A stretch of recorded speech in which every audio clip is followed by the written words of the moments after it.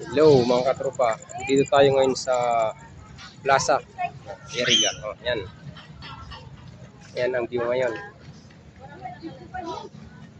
Sa Circle. Yan, dito ko noon tumatambay nung lagi nung binata pa ako. Yan. Yan, ganda dito.